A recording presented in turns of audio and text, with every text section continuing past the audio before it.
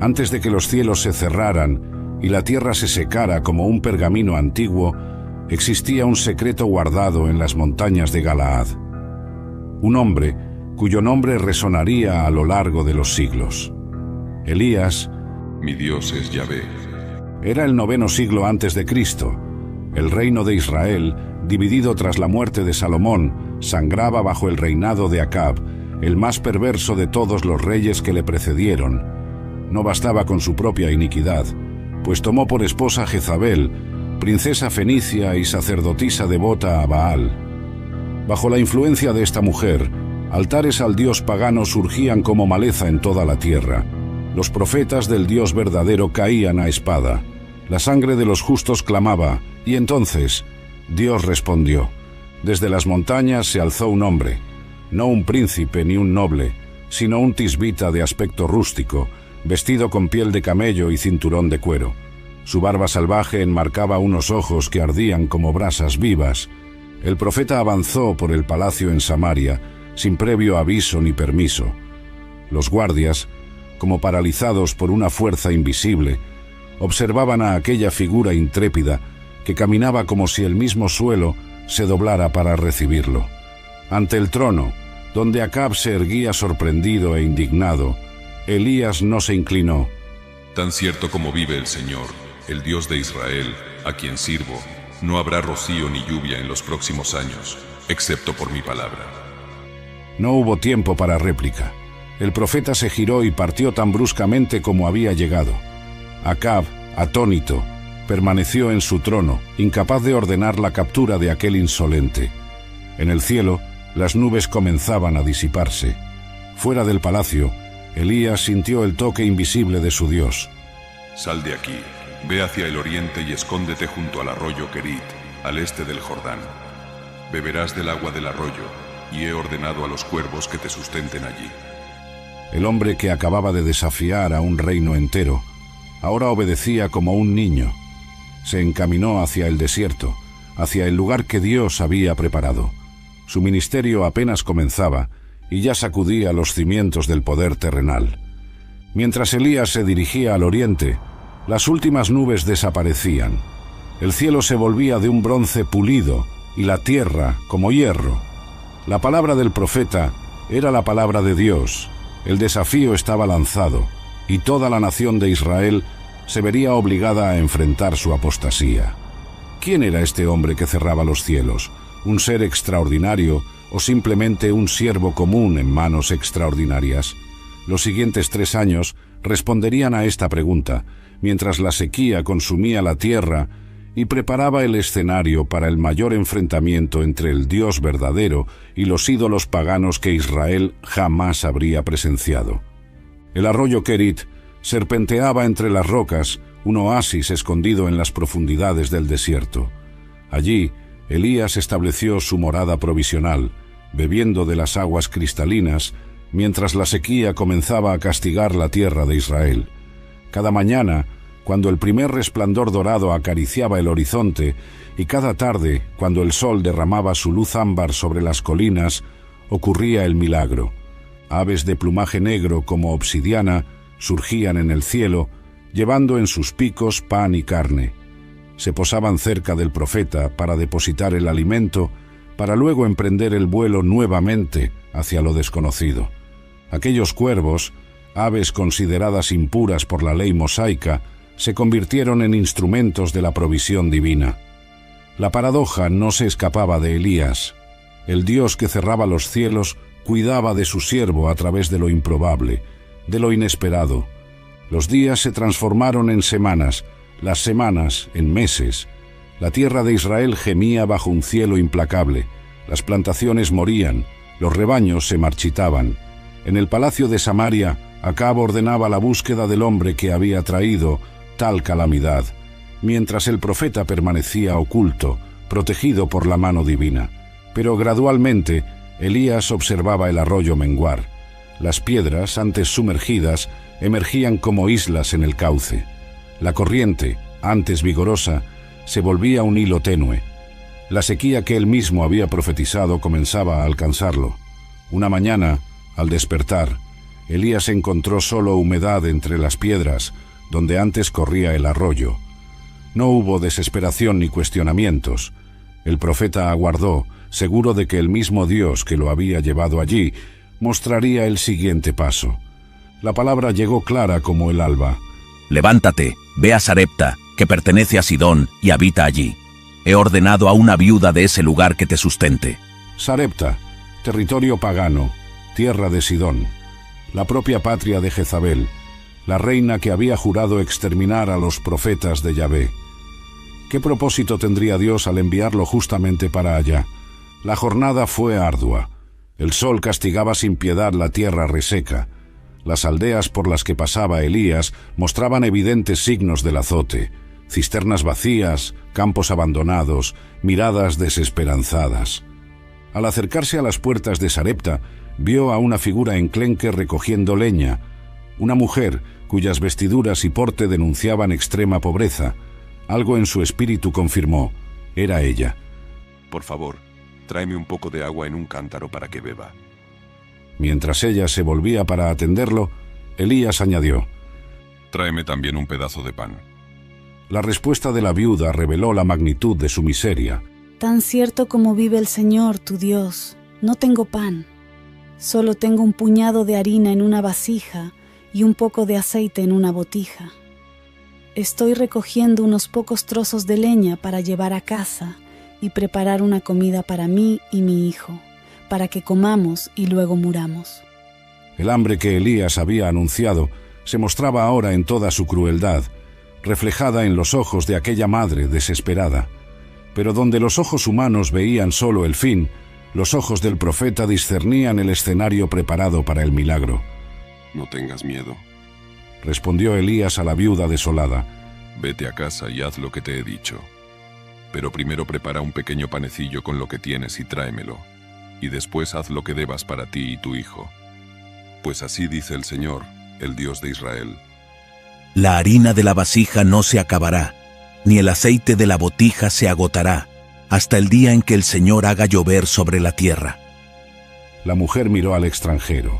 Algo en su voz y en su mirada transmitía una autoridad que trascendía toda explicación humana. En un acto de fe que desafiaba toda lógica, fue y hizo conforme Elías le había indicado. Así, en aquella pequeña casa en Sarepta, territorio pagano, se manifestó el milagro diario. La harina nunca se agotaba, ni el aceite se consumía. Cada mañana, la viuda encontraba provisión suficiente para otro día. Ni abundancia ni escasez, sino tan solo lo necesario. Con el transcurrir de los días, que se convirtieron en semanas y las semanas en meses, mientras toda la región padecía bajo el hambre implacable, en aquel hogar humilde había sustento. Elías permanecía allí, compartiendo no solo el pan milagroso, sino también la sabiduría del Dios de Israel. El hijo de la viuda observaba al profeta con creciente fascinación. Las historias sobre Abraham, Isaac, Jacob y Moisés, narradas durante las comidas, abrían un nuevo mundo para el joven criado en una tierra de ídolos. Mas entonces ocurrió lo impensable. El muchacho se enfermó. Su condición empeoraba rápidamente. La fiebre consumía sus fuerzas como fuego en paja seca. La madre, desesperada, velaba día y noche. Una mañana, el silencio pesado invadió la casa. El último suspiro se había escapado. La vida había abandonado el frágil cuerpo. ¿Qué te hice, hombre de Dios? ¿Acaso has venido a recordarme mi pecado y a quitarme a mi hijo? El dolor desbordaba acusación. Quien había sido testigo del milagro diario del sustento, ahora cuestionaba la bondad del Dios que Elías representaba. Sin palabras de defensa, el profeta extendió los brazos. Entrégame a tu hijo. Tomando el cuerpo sin vida del niño, Elías lo llevó al aposento superior donde se hospedaba. Lo recostó en su propia cama y, en un gesto sin precedentes en la historia de Israel, clamó con fervor: Oh Señor mi Dios, ¿has traído también desgracia sobre esta viuda con la que me hospedo, haciendo morir a su hijo? 3 veces Elías se inclinó sobre el niño. 3 veces cubrió aquel pequeño cadáver, mientras su oración estremecía los cielos. Oh Señor mi Dios, haz volver la vida a este niño. La respuesta no se hizo esperar. La vida regresó a ese cuerpo. La sangre volvió a circular, los pulmones se llenaron de aire y el corazón reanudó su latido.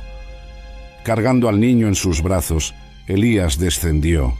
La madre, aún sumida en lágrimas, alzó la vista y contempló lo imposible. Mira, tu hijo está vivo.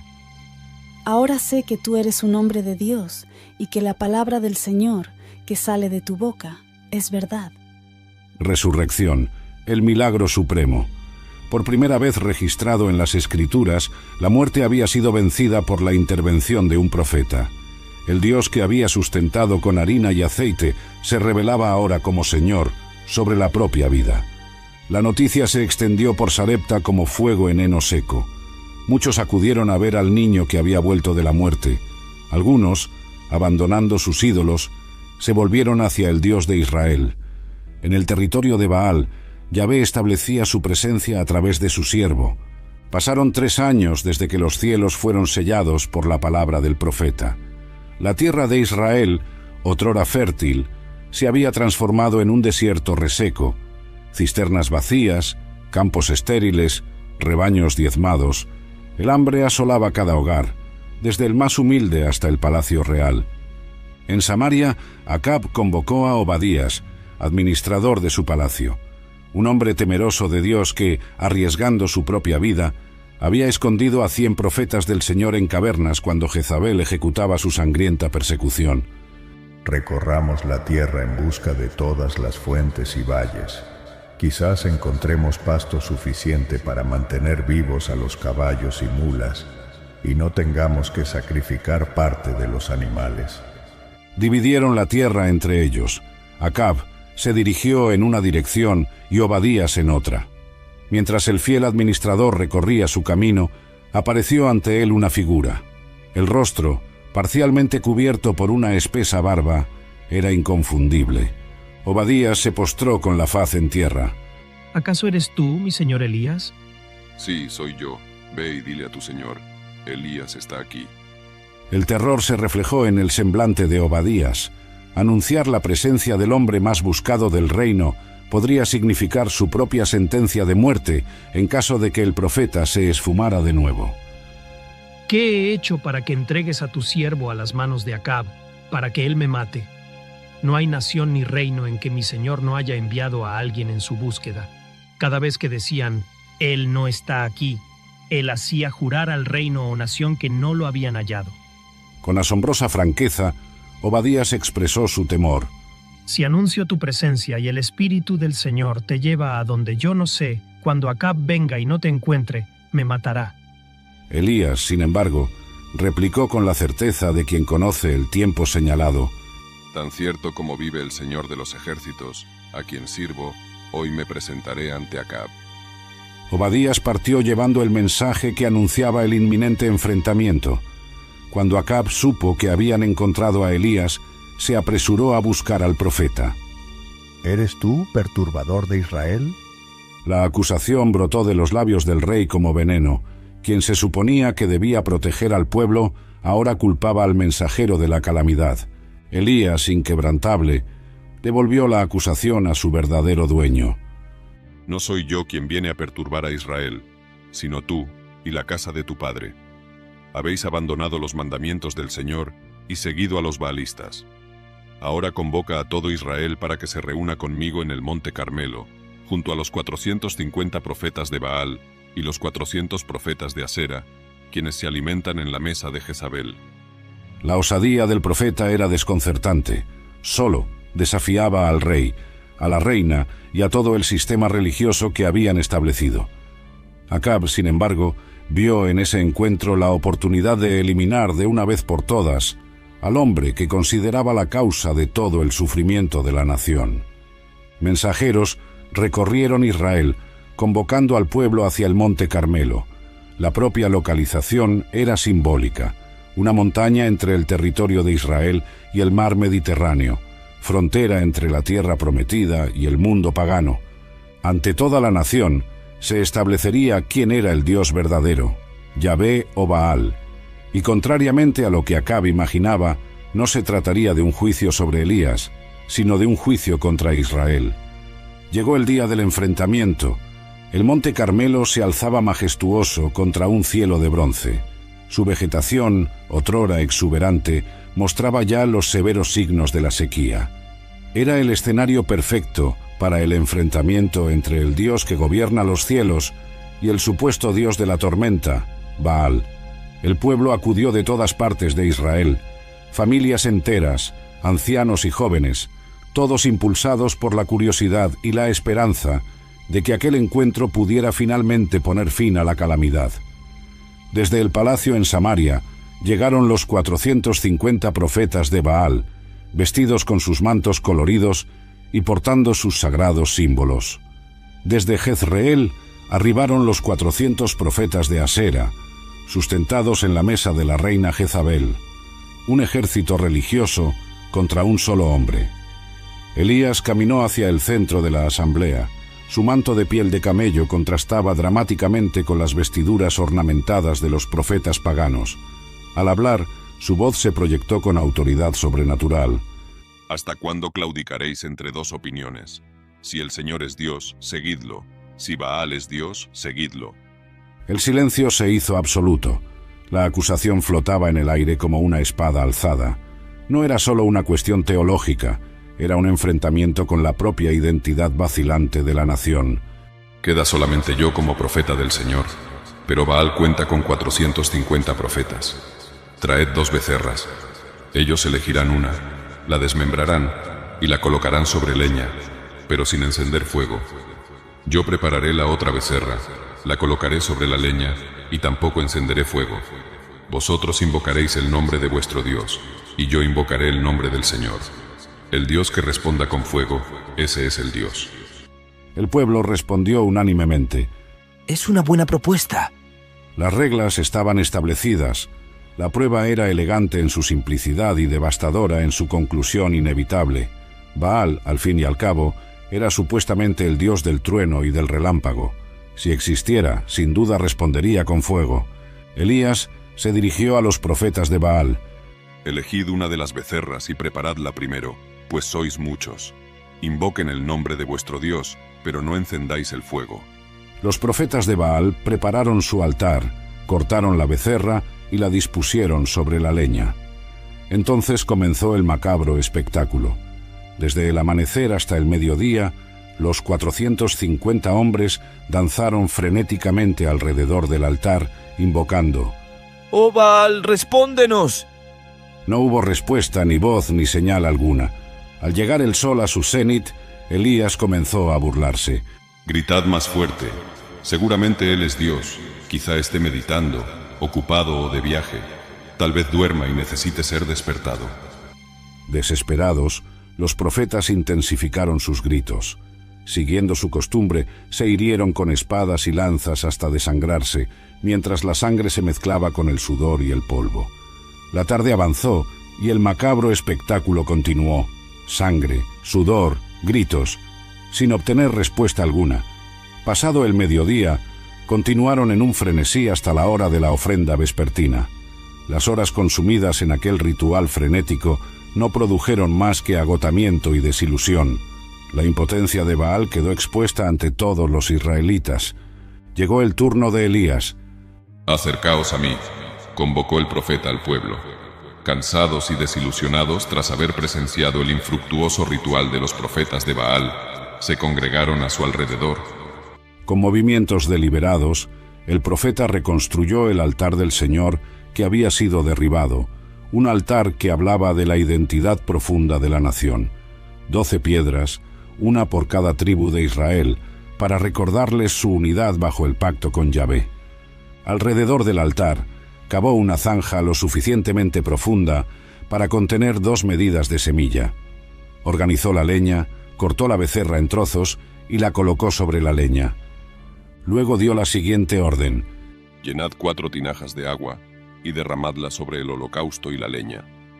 El pueblo, incrédulo ante la orden de desperdiciar agua, el recurso más precioso en aquella sequía devastadora, observó cómo la misma se vertía sobre el sacrificio. Se repitió la acción 2 veces más, hasta que el agua corrió por el altar, empapando la leña, el sacrificio y llenando por completo la zanja alrededor. Cuando el cielo empezó a teñirse con los colores del crepúsculo, Elías se aproximó. Era la hora del sacrificio vespertino, un momento sagrado en el culto a Yahvé. El profeta alzó las manos y oró. Señor, Dios de Abraham, de Isaac y de Israel, que hoy quede demostrado que tú eres Dios en Israel y que yo soy tu siervo, y he cumplido con todas tus ordenanzas. Respóndeme, Señor, respóndeme, para que este pueblo sepa que tú, Señor, eres Dios, y que haces volver sus corazones hacia ti. La respuesta llegó de forma inmediata y arrolladora. El fuego del Señor descendió, consumiendo el holocausto, la leña, las piedras y el polvo. El fuego lamió también el agua de la zanja. La multitud, al ver aquello, se postró con el rostro en tierra, sin dejar lugar a dudas. La demostración del poder divino era innegable. Viendo al pueblo postrado en reconocimiento, Elías exclamó con voz firme: «Capturad a los profetas de Baal, no dejéis escapar a ninguno». El pueblo, que hasta entonces había titubeado, actuó con resolución y capturó a los 450 profetas de Baal. Elías ordenó llevarlos al arroyo de Quisom, donde, conforme a la ley mosaica que ordenaba ejecutar a quienes inducían a Israel a la idolatría, él mismo aplicó el juicio divino. El arroyo de Quisom, casi seco tras 3 años sin lluvia, fue testigo del fin de quienes habían desviado a Israel del verdadero culto. Dirigiéndose a Acab, que observaba en silencio atónito, Elías declaró: «Sube, come y bebe, porque ya oigo el estruendo de mucha lluvia». El rey, aún impresionado por los acontecimientos de aquel día, obedeció sin cuestionar. Luego, Elías ascendió al monte Carmelo, se arrodilló y se postró hasta que su rostro tocó el suelo entre sus rodillas. La batalla espiritual había sido ganada. Era el momento de cumplir la segunda parte de la promesa, la restauración de la lluvia sobre la tierra reseca. «Ve y mira en dirección al mar», ordenó al siervo. El joven fue, miró y regresó diciendo: «No se ve nada». «Vuelve», ordenó Elías. «Repite la observación 7 veces. De la primera a la 6ª vez no hubo señal. A la 7ª, el siervo regresó con la noticia. Una nube pequeña, del tamaño de la mano de un hombre, se levanta desde el mar. Era el inicio, el presagio de la tormenta que pondría fin a 3 años de sequía. La respuesta de un Dios que dominaba no solo el fuego, sino también las aguas. «Ve y dile a Acab, prepara tu carro y desciende antes de que la lluvia te impida hacerlo». El cielo se oscureció rápidamente. La pequeña nube creció, se multiplicó y se tornó oscura. Vientos poderosos arrasaban el monte Carmelo, mientras Acab se apresuraba a descender en su carro hacia el palacio, en Jezreel. En Jezreel, Acab relató a Jezabel todo lo que Elías había hecho y cómo había ejecutado a todos los profetas de Baal. La reina, llena de furia, envió un mensajero al profeta. «Que los dioses me castiguen severamente si mañana, a esta misma hora, no hago contigo lo que tú hiciste a cada uno de ellos». La amenaza era muy real. Jezabel era conocida por no dejar pasar sus promesas. Su devoción a Baal y a Sera trascendía lo político, siendo un compromiso personal, su identidad más profunda. Elías sintió miedo. El mismo hombre que había enfrentado solo a 450 profetas de Baal, que se había burlado de sus rituales y había ordenado su ejecución, ahora temblaba ante la amenaza de una mujer. Para salvar su vida huyó, viajó a Berseba, en Judá, territorio fuera del alcance inmediato de Jezabel. Allí dejó a su siervo y se internó solo en el desierto, caminando durante todo un día. Exhausto, se sentó bajo un enebro, un árbol solitario en el árido desierto, y suplicó la muerte. «Ya he tenido bastante, Señor. Quita mi vida, pues no soy mejor que mis antepasados». ¿Por qué se mostraba de repente tan frágil? ¿Cómo comprender que el gigante espiritual que desafió a toda una nación ahora se hallaba quebrantado, deseando morir? Tal vez fuera el agotamiento físico tras el enfrentamiento en Carmelo, la carrera hasta Jezreel, la intensidad espiritual de aquellos momentos. Quizás fuera la decepción al ver que, a pesar de aquella demostración de poder divino, La idolatría seguía gobernando a través de Jezabel. O tal vez fuera simplemente la vulnerabilidad humana que habita incluso en los siervos más fuertes de Dios. Acostado bajo aquel árbol solitario, Elías se quedó dormido. De repente sintió un toque y escuchó una voz. «Levántate y come». Alrededor encontró un pan asado sobre brasas calientes y un cántaro de agua. Comió, bebió y volvió a recostarse. El ángel del Señor regresó, volvió a tocarle y le dijo: «Levántate y come, porque el viaje es demasiado largo para ti». Tras esa segunda comida, Elías encontró fuerzas para viajar durante 40 días y 40 noches hasta Horeb, el monte de Dios, el mismo donde Moisés recibió los 10 mandamientos. Allí se refugió en una cueva y pasó la noche. La palabra del Señor se le apareció. «¿Qué haces aquí, Elías?». La pregunta no buscaba información. Dios conocía perfectamente las razones de su siervo, sino que era una invitación a la reflexión, a expresar su desánimo y frustración. He sido muy celoso por el Señor, el Dios de los ejércitos. Los israelitas han rechazado tu alianza, han derribado tus altares y han matado a tus profetas a espada. Soy el único que ha quedado, y ahora buscan matarme. La respuesta de Elías revelaba su percepción de una realidad marcada por el abandono total, el fracaso absoluto de su misión y una soledad desoladora. A pesar de la victoria en Carmelo, nada parecía haber cambiado fundamentalmente en Israel. «Sal y permanece en el monte, en presencia del Señor, pues Él pasará». Vino la instrucción divina. Entonces se desató un viento fuerte y poderoso que arrancó los montes y despedazó las rocas ante el Señor, pero el Señor no estaba en el viento. Luego vino un terremoto, pero el Señor no se manifestó en el temblor. Tras el temblor hubo fuego, pero el Señor no estuvo en el fuego. Y después del fuego se escuchó el susurro de una brisa suave. Al oírla, Elías cubrió su rostro con su manto, salió y se paró a la entrada de la cueva. Una voz susurró: «¿Qué haces aquí, Elías?». La misma pregunta, el mismo lamento. Pero ahora Elías había comprendido algo profundo sobre la naturaleza de Dios. Él no siempre se manifiesta en grandes demostraciones de poder como en Carmelo. A veces, su presencia llega en una brisa suave, en un susurro casi imperceptible. La respuesta divina fue sorprendente. «Vete, regresa por el camino del desierto, rumbo a Damasco.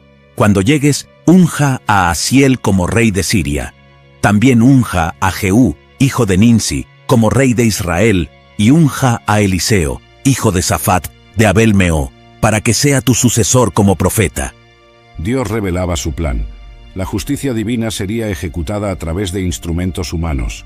Asiel sería el azote exterior para Israel, Jehú, el instrumento de juicio interno, y Eliseo, la continuidad de la voz profética. Y finalmente la revelación más reconfortante. «He dejado en Israel a 7,000 que no se han inclinado ante Baal ni han besado sus bocas». Elías no estaba solo, nunca lo había estado. El remanente fiel existía, preservado por la gracia divina. La obra de Dios continuaría, con o sin Elías.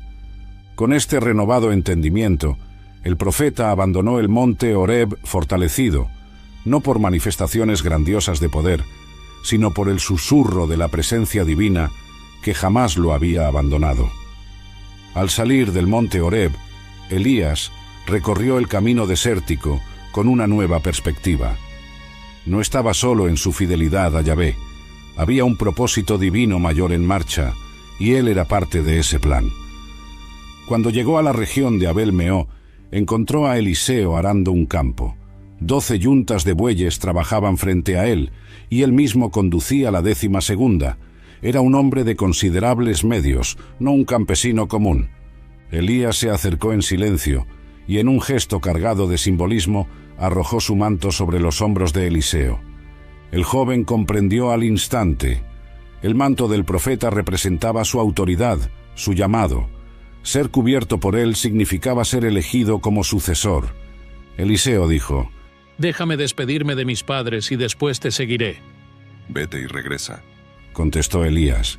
«¿Qué te he hecho yo?». La respuesta, aparentemente enigmática, confirmaba que Eliseo había sido llamado. pero la decisión final era suya. Dios no obliga a nadie a servirlo. Eliseo regresó a sus bueyes, abatió al par que los conducía, utilizó la madera del arado para encender el fuego y asó la carne. La distribuyó entre su gente, que comió. Luego se levantó, siguió a Elías y se convirtió en su asistente. Este gesto era radical. Quemar el arado significaba cortar por completo con su vida anterior. No habría regreso a la agricultura. El llamado profético sería su única ocupación de ahora en adelante. Mientras tanto, en otra parte del reino, se desarrollaban acontecimientos políticos. Ben-Hadad, rey de Siria, reunió a todo su ejército y, acompañado de 32 reyes con sus caballos y carros, marchó contra Samaria, sitiándola y atacándola.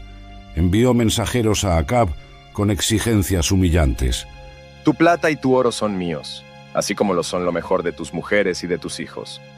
Acab inicialmente accedió, pero cuando Ben-Hadad amplió sus exigencias, incluyendo el saqueo del palacio y de las casas de los oficiales, el rey de Israel se negó. La guerra era inminente. Fue entonces cuando un profeta, no Elías, sino uno de los muchos que Obadías había salvado de las manos de Jezabel, se acercó a Acab con un mensaje sorprendente. Así dice el Señor: ¿ves este gran ejército? Hoy te lo entregaré en tus manos, y entonces sabrás que yo soy el Señor. Acab, incrédulo, preguntó: ¿quién hará eso? Los jóvenes comandantes de las provincias, respondió el profeta. Siguiendo las instrucciones divinas, Acab reunió a 232 jóvenes comandantes, liderando un ejército de tan solo 7.000 hombres, número que, de forma significativa, evocaba a los 7.000 fieles que no se habían postrado ante Baal. La estrategia fue audaz. Los israelitas atacaron al mediodía, cuando los sirios, incluido Ben-Hadad, bebían en sus tiendas. La sorpresa fue total. Aunque numéricamente inferiores, los israelitas infligieron una severa derrota a los sirios. Ben-Hadad huyó a caballo con algunos de sus caballeros. Acab salió y destruyó caballos y carros, imponiendo una derrota severa a Siria. El mismo profeta regresó al rey con una advertencia. Fortalece tu posición y decide qué hacer, porque en la primavera el rey de Siria te atacará nuevamente. Así ocurrió. Al año siguiente, Ben-Hadad regresó con un ejército aún mayor. Los consejeros sirios habían concluido erróneamente que el Dios de Israel era un Dios de los montes, y no de las llanuras, por lo que esta vez lucharían en la llanura. Una vez más, un profeta se presentó ante Acab. Así dice el Señor: por haber dicho que soy un Dios de los montes y no un Dios de las llanuras, entregaré todo este gran ejército en tus manos, y sabréis que yo soy el Señor. La batalla fue arrolladora. En tan solo un día, los israelitas mataron a 100.000 soldados sirios a pie. Los sobrevivientes huyeron a la ciudad de Afeque, donde un muro cayó sobre 27.000 de ellos. Ben-Hadad, escondido en una de las cámaras interiores, envió representantes a Acab, suplicándole clemencia. Sorprendentemente, Acab no solo le perdonó la vida, sino que hizo una alianza con él. Esta decisión desagradó al Señor. Un profeta, utilizando un método dramático para transmitir su mensaje, confrontó a Acab. Así dice el Señor: por haber dejado escapar de mis manos al hombre que había designado para la destrucción, tu vida será tomada en lugar de la de él, y tu pueblo en lugar del suyo. Acab regresó a su palacio en Samaria, abatido e indignado. A pesar de las victorias concedidas por Yahvé, el rey persistía en su rebeldía, incapaz de someterse por completo al Dios de Israel. Algún tiempo después, un suceso reveló la profundidad de la corrupción moral en el reinado de Acab y Jezabel. Cerca del palacio invernal del rey en Jezreel, existía una viña que pertenecía a un hombre llamado Nabot. Acab codiciaba aquella tierra. Véndeme tu viña para que la use como huerto, ya que se halla cerca de mi palacio. A cambio, te daré una viña mejor, o si prefieres, te pagaré su valor en dinero. La propuesta parecía razonable, pero Nabot se negó. Que el Señor me libre de vender la herencia de mis antepasados. Para Nabot, no se trataba solo de una cuestión de propiedad, sino de identidad espiritual. La ley de Moisés establecía que las tierras tribales debían permanecer en las familias y clanes a que originalmente fueron asignadas. La viña no era simplemente un terreno, sino parte de la herencia sagrada de Israel. Acab regresó a casa abatido e indignado, negándose a comer. Como un niño mimado, se recostó en su lecho, giró su rostro hacia la pared y se negó a alimentarse. Jezabel encontró a su marido en aquel lamentable estado. ¿Por qué estás tan abatido que no quieres comer? Cuando Acab explicó el rechazo de Nabot, Jezabel respondió con desdén: ¿Así es como gobiernas Israel? Levántate, come algo y anímate. Yo misma te conseguiré la viña de Nabot, el jezreelita. Jezabel escribió cartas en nombre de Acab, las selló con el sello real y las envió a los dirigentes y nobles de Jezreel. En ellas ordenaba: proclamad un ayuno y colocad a Nabot en una posición destacada entre el pueblo. Poned 2 hombres de dudosa integridad ante él para testificar que maldijo a Dios y al rey. Luego, sacadle de la ciudad y apedreadle hasta la muerte. Fue una grotesca perversión de la justicia. El ayuno, una práctica normalmente asociada a la penitencia y a la búsqueda de la presencia divina, se utilizaría como pretexto para un asesinato legal. Las falsas acusaciones de blasfemia y traición asegurarían la sentencia de muerte. Los dirigentes y nobles de la ciudad llevaron a cabo el plan exactamente como Jezabel ordenó. Nabot fue puesto en evidencia, falsamente acusado y llevado fuera de la ciudad, donde fue apedreado hasta morir. La noticia llegó rápidamente a Jezabel. Nabot ha sido apedreado y está muerto. La reina se dirigió a Acab con crueldad. Levántate y toma posesión de la viña que Nabot, el jezreelita, se negó a venderte. Él ya no vive, sino que ha muerto. Sin hacer preguntas sobre cómo había ocurrido tal giro de los acontecimientos, Acab se levantó de inmediato y descendió para tomar posesión de la viña de Nabot. Pero la palabra del Señor llegó a Elías. Dirígete a Acab, rey de Israel, que reina en Samaria. Él está en la viña de Nabot, de la que ha tomado posesión. Dile: así dice el Señor, has asesinado a un hombre y aún te apropias de su propiedad. Y añade: así dice el Señor, en el lugar donde los perros lamieron la sangre de Nabot, los perros lamerán tu propia sangre. Cuando Acab vio a Elías, sus primeras palabras reflejaron la culpa que lo consumía. Mi enemigo, me has encontrado. Te he encontrado, respondió Elías. Por haberte entregado a ti mismo para hacer lo que el Señor reprocha, traeré desgracia sobre ti. Destruiré a tus descendientes y acabaré con todos los varones de la casa de Acab, sean esclavos o libres. La sentencia era devastadora. La dinastía de Acab sería completamente extinta. La casa real sufriría el mismo destino que las de Jeroboam y Baasa, anteriores dinastías que habían llevado a Israel a la idolatría. En cuanto a Jezabel, el juicio sería aún más severo. Los perros devorarán a Jezabel junto al muro de Jezreel. Los perros se comerán a los que pertenecen a Acab y mueran en la ciudad, y las aves del cielo a quienes mueran en el campo. La advertencia era clara. El crimen no quedaría impune. La justicia divina alcanzaría incluso a la pareja más poderosa del reino. No habría trono suficientemente alto para escapar del juicio de Yahvé. Sorprendentemente, a diferencia de otras ocasiones, Acab respondió con genuino arrepentimiento. Rasgó sus vestiduras, se vistió de saco, ayunó y se humilló ante el Señor. Al ver esto, Dios habló nuevamente a Elías. ¿Has notado cómo se ha humillado Acab ante mí? Por haberlo hecho, no traeré esta desgracia durante su reinado, sino durante el reinado de su hijo. La sentencia quedaba pospuesta, pero no anulada. La justicia llegaría, aunque fuera a una generación de distancia. Pasaron 3 años sin guerra entre Israel y Siria.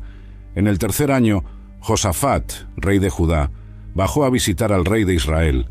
Este encuentro entre los monarcas de los reinos divididos fue significativo, una tentativa de alianza entre el norte y el sur. Acab recibió a Josafat con gran pompa. Se prepararon banquetes y se discutieron acuerdos. Finalmente, el rey de Israel presentó su propuesta.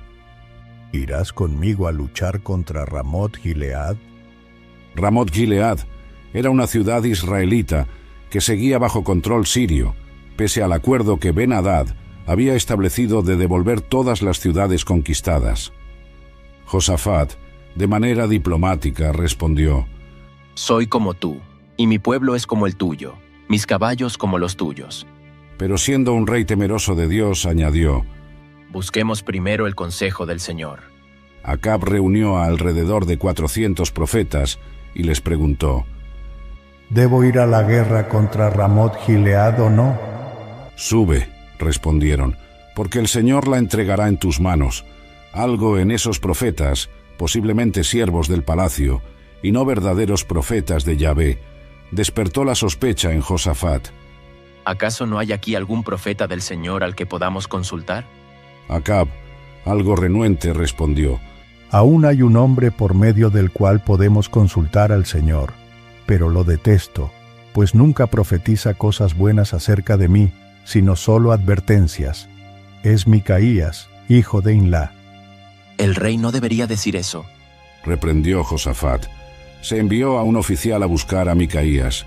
Mientras tanto, los dos reyes, ataviados con vestimentas reales, se sentaban en sus tronos en la explanada junto a la puerta de Samaria. Todos los profetas seguían profetizando ante ellos. Uno de ellos, Zedequías, forjó cuernos de hierro y proclamó: Así dice el Señor, con estos cuernos atravesarás a los sirios hasta destruirlos. Cuando el mensajero halló a Micaías, le instruyó: Observa, los demás profetas predican unánimemente el éxito del rey. Tu palabra también debe ser favorable. Micaías respondió con integridad: Juro por el nombre del Señor que diré lo que él me ordene.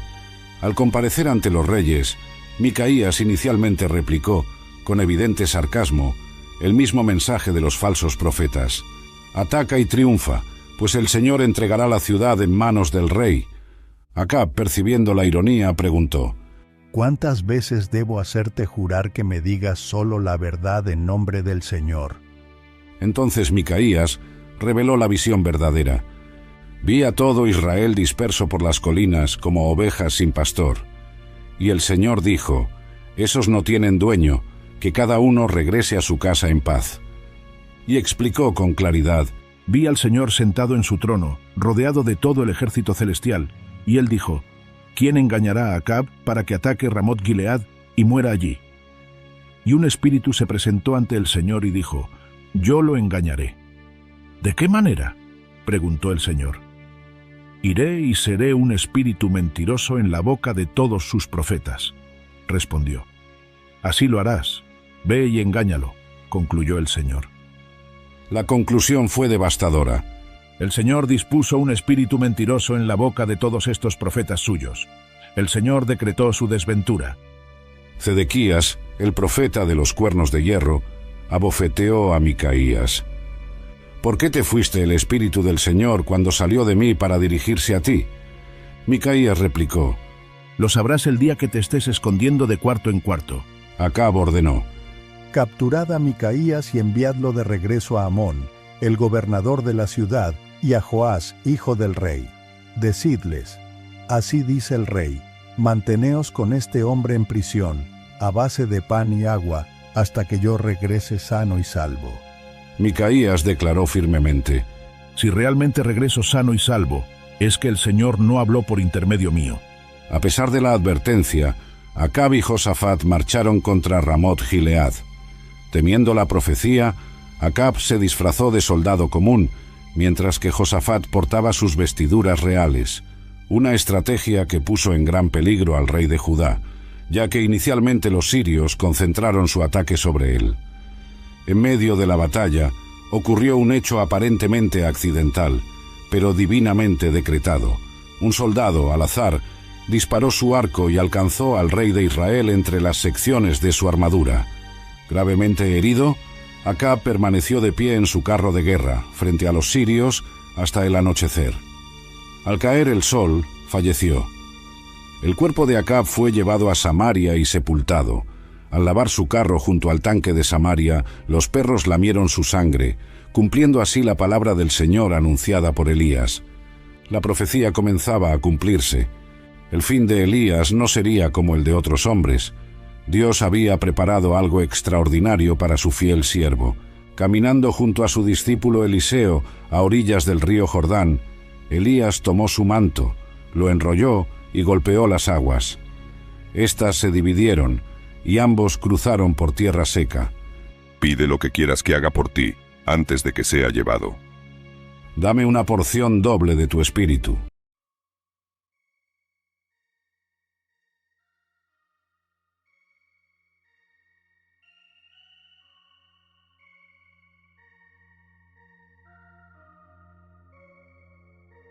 Y ahora estás en su brazo, pero no te da calor. Y ahora estás en su cama, pero no te hace el amor. Y ahora ya no te quiero, necesito a alguien mejor. Ya me sacaste afuera de tu campo hard rock. Y ahora estás en su brazo, pero no te da calor. Y ahora estás en su cama, pero no te hace el amor. Y ahora ya no te quiero, necesito a alguien mejor. Ya me sacaste afuera de tu campo hard rock. Por Dios, yo te quería, mami, hasta que te me fuiste. Tus zapatos Arcani que te compró, qué triste. Y yo que era tu daddy, ahora eso ya no existe. Dejaste solo a Cari, ay Cari no me piste. Yeah, y yo ni sé por qué te vas con ese que dice ser mejor que yo. Yeah, y no dibujo corazones en el paredón si ahí me estrello. Yeah, y yo soy una estrella en este cielo que no brille como ellos. Que van en la calle y reciben tu mirada y marcas en el cuello. Nana, no quiero acariciar tu piel. Dice que me ama y me ama mucho más que él. No lo digo por decir, ella lo dijo ayer. Le sonríe mientras llora porque no quiero volver. Y que grande es Argentina. El mundo es más grande de lo que mi mente imagina. Pibe, no es para vos esa mina. Lo dijo la loca de la bola cristalina. Mientras ella en el party se divierte. Yo sigo acá en casa esperando a la muerte. A ver si algún día se digna venir a verme. Tomando pastillas para no volver a verte. Ya no quiero creer esas escenas, nena. Vos conmigo estás en un problema. Qué mal, estamos por estar discutiendo. Cielo, ella no nos llena. Y ahora estás en su cama, pero no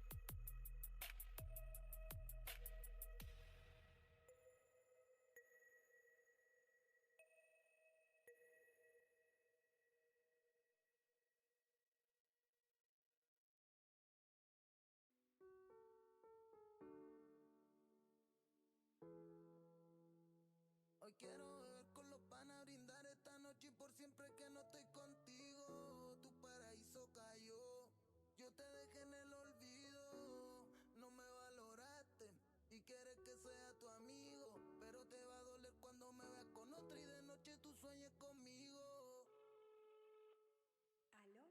Baby, yo ya yo no quiero más. Me dejé llevar por toda tu mentira. Yo canta mi ola, dejé la tola, ya no estaba en la esquina. Bajando botellas de whisky, ahora vacilo con mi pana. Porque estando contigo se me olvidó que la vida sí era bacana. Ya yo no quiero más. Me dejé llevar por toda tu mentira. Yo canta mi ola, dejé la tola, ya no estaba en la esquina. Bajando botellas de whisky, ahora vacilo con mi pana. Porque estando contigo se me olvidó que la vida sí era bacana. Me enganché una con mi dolchona, oro en mi cuello, linda la cubana. Salgo con mi pana este fin de semana, ultra rico, gusta solo porque a mí me da la gana. No te miento que contigo me pasé, pero con tu amiga me doy un pase. Te bloqueé, lista número cambié, aunque seas mi champion no vuelvo otra vez. Baby, no me busques más, que de ti no quiero saber. Espero que te vaya bien, contigo era en 0, ahora estoy al 100. No me importa si estás mal, ni lo que vayas a hacer. Ahora estoy mejor vacilando todo lo que yo sufrí ayer. Baby, ya yo no quiero más. Me dejé llevar por toda tu mentira. Yo canta mi ola, dejé la tola, ya no estaba en la esquina. Bajando botellas de whisky, ahora vacilo con mi pana. Porque estando contigo se me olvidó que la vida sí era bacana. Ya yo no quiero más. Me dejé llevar por toda tu mentira. Yo canta mi ola, dejé la tola, ya no estaba en la esquina. Bajando botellas de whisky, ahora vacilo con mi pana. Porque estando contigo se me olvidó que la vida sí era bacana. Me compré una nueva y salí con flow con más poder. Bacana mi combi. Baby, llora que no estoy solo, tú ultra sola. Pensando en que no eres mi polola. Pensando en mis besos y en el proceso escúchate esta rola. Hoy quiero beber con los panas, brindar esta noche y por siempre que no estoy contigo. Tu paraíso cayó, yo te dejé en el olvido. No me valoraste y quieres que sea tu amigo, pero te va a doler cuando me veas con otra y de noche tú sueñes conmigo. Baby, ya yo no quiero más. Me dejé llevar por toda tu mentira. Yo canta mi ola, dejé la tola, ya no estaba en la esquina. Bajando botellas de whisky, ahora vacilo con mi pana. Porque estando contigo se me olvidó que la vida sí era bacana. Ya yo no quiero más. Me dejé llevar por toda tu mentira. Yo canta mi ola, dejé la tola, ya no estaba en la esquina. Bajando botellas de whisky, ahora vacilo con mi pana. Porque estando contigo se me olvidó que la vida sí era bacana. Baby, atentamente, Víctor Laol, que está cambiando el sistema.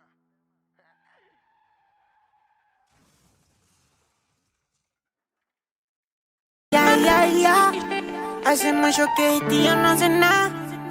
A veces me pregunto cómo estás y debo admitir que aún estás en mi mente. Estoy quemando en el parque de siempre. El frío que dejaste me invita a jugar. Ahora que es otra una excusa para bailar. Y debo admitir que aún estás en mi mente. Estoy quemando en el parque de siempre. El frío que dejaste me invita a jugar. Ahora que es otra una excusa para bailar. No está. Lléname de one go back. Dije dame una razón y al ojo su puñal. El teléfono no para de sonar. Tu cara se aparece a mitad del pleno. Estoy tan lento como si un chaco te penso. El humo dibujo un mapa hacia tu cuerpo. Quiero de lo tuyo, te estoy siendo honesto. Me quieren tirar atrás en otro momento. Esto es lo mío si no les contesto. Hago magia con incienso y batitos. Quieren saber a quién me la sabe esto. Papi, ¿quién tú eres?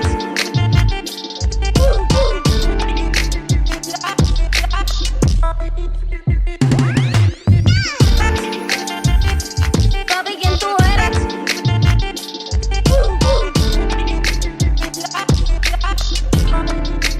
Y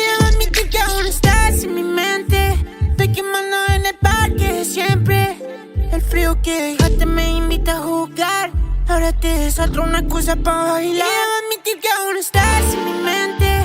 Estoy quemando en el parque de siempre. El frío que dejaste me invita a jugar. Ahora te desatro una excusa para bailar. Papi, ¿quién tú eres?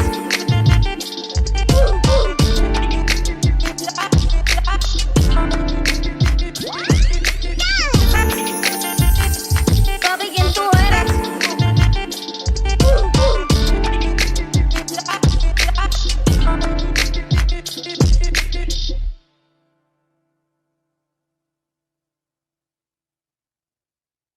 Mis queridos oyentes y mentalmente masoquistas, me complacerá leerles el diario farcista. Primer día de la semana, mis ojos están gastados de recibir tanta mierda de los días pasados.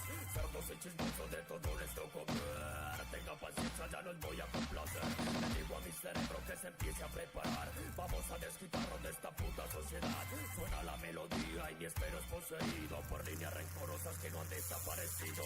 Empieza el drama, ya me toca transformarme, porque como humano no soy capaz de inspirarme. Mi saliva se envenena por sentir tantos insultos y mi lengua resucita. Un ser que tengo oculto, rayón y lanza letras hacia oscuro precipicio. Algunas se salvan para llegar al inicio. Encajar palabra ya creado un renglón. Malparida vecina ya me puso reggaetón.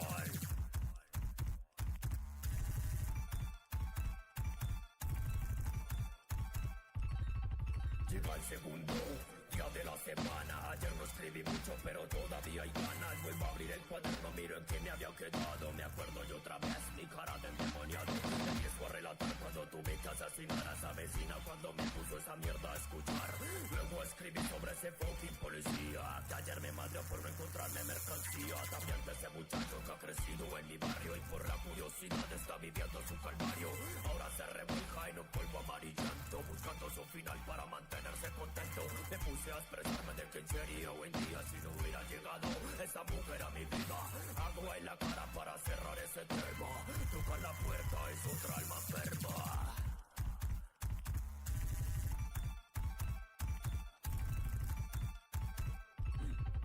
Tercer día, el mundo sigue en agonía. Siguen irrespetando a los dueños de la vía. Los únicos seres vivos capaces de pensar antes de actuar para evolucionar. El día anterior un humano me maldijo al llegar a mi casa y decirle a mi hermano hijo con esa lengua asquerosa que durante tantos años a mi madre y a mi infancia hicieron daño. Es que lo recuerdo y todavía me herve la sangre, pero para darme gusto nunca es demasiado tarde. Malditos aquellos que maltratan la nobleza. Lloré al ver gotas de sangre y alcohol en esa mesa. Se acaba la tinta de tanto tachar. Corrijo el contenido, lo empiezo a urbanizar. Ya se ve repleta de negro esa uva. De cáncer en humo mi garganta se antoja.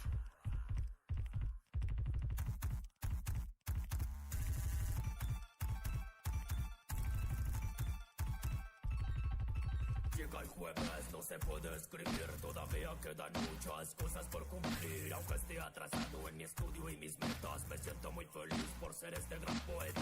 Ya estamos a viernes, niños pierden el control. Chifitecas están llenas de chucha y de sudor. Unas madres sufriendo y a buscar a esos muchachos, y los padres en cantinas buscando los nuevos cachos. Sábado, a terminar lo que empecé, a crear poesía hasta desfallecer. Intento tras intento para dejar de cagarla, para cuando me toque ir a plasmarla. Domingo de exorcismo, mi voz queda registrada. Desato tanta furia que guardé en la semana. Tantos vecinos que hoy voy a asesinar. Por Quinta Loma tienes que respirar.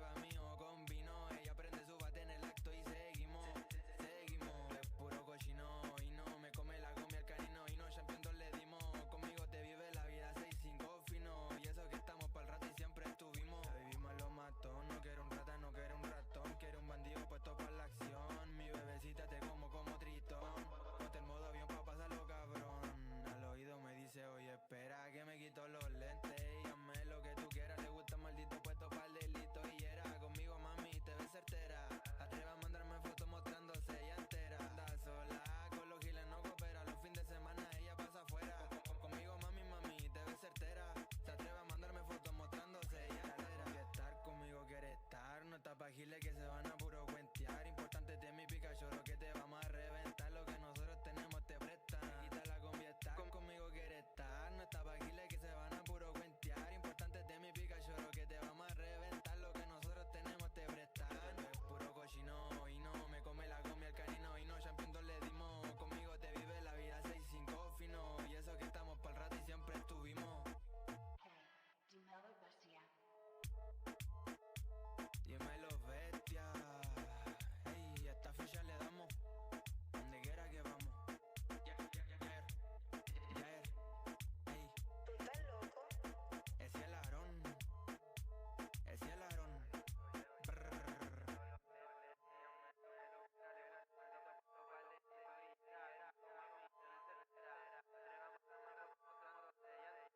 Cosas que pasan y suceden. Puro el Yeyo Panamá.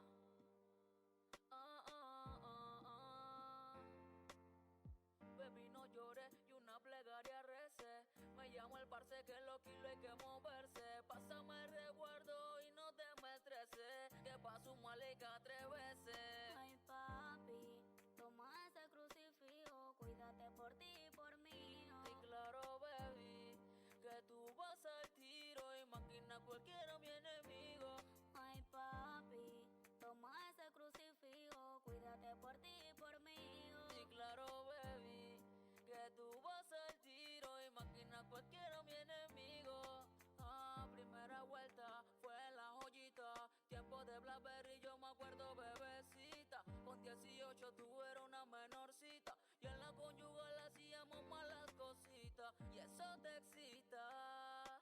Que yo sea tu chacal y tú seas mi chacalita. El enemigo Chucky suelta pepita. Sube la adrenalina y tu corazón